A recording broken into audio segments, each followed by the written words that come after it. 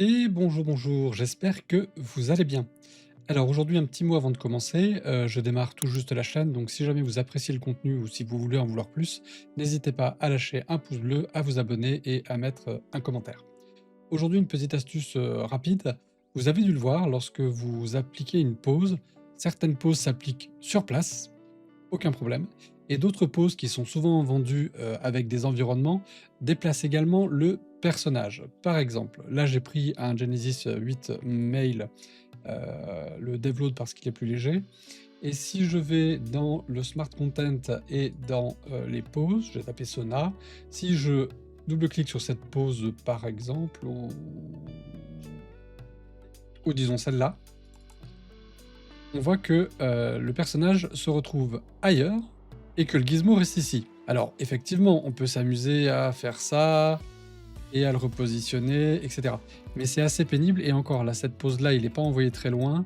Si j'en prends une autre, par exemple celle-là, il est envoyé ici et le gizmo reste là.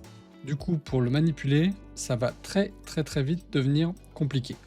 Donc, il existe une petite option dans Daz qu'il faut connaître, parce que c'est vrai que si on ne le sait pas, ça n'apparaît pas tout seul. Et donc, il y a des options qui permettent notamment de ne pas appliquer certains paramètres de la pose. C'est relativement simple, c'est même très très simple. Il suffit donc de bien choisir son personnage.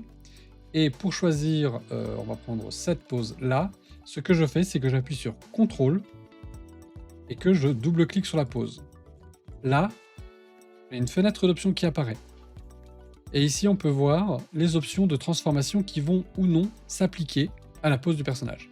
Ici, je vais enlever Translation, X, Y, Z, et j'accepte. Et là, le personnage, plutôt que d'être envoyé à perpète les oies de l'autre côté pour se poser, il reste sur place.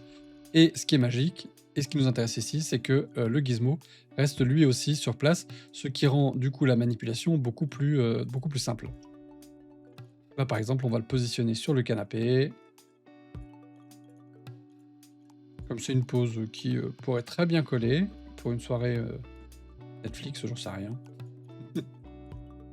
Et donc c'est un peu ce que je vous disais la dernière fois, c'est-à-dire que les pauses sont des bonnes bases et ensuite on doit les remanipuler, les modifier pour qu'elles correspondent à la scène qu'on est en train de faire. Alors effectivement, si vous utilisez l'environnement Sona et que vous voulez effectivement rendre une image dans un Sona, vous allez très globalement utiliser ces pauses-là au démarrage.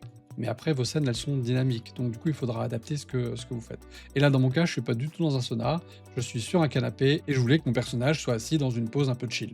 Alors après, autre chose qu'il faut savoir sur le sujet, c'est, je reviens en arrière, touc touc touc touc, c'est que vous avez des options de préférence. Donc, si je fais CTRL à nouveau sur une pose,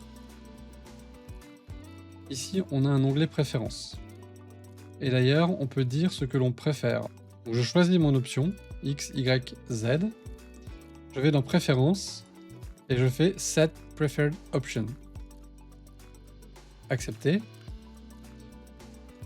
Et donc là, si je fais un Shift maintenant et que je rappuie sur ma touche, le personnage va rester sur place.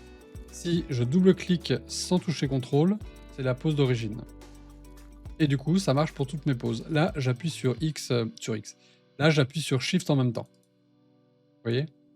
Et par contre, là, si je n'appuie plus sur rien, évidemment, mon personnage va partir à gauche, à droite, en permanence.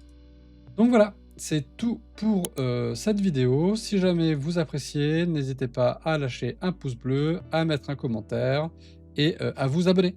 À plus! Salut!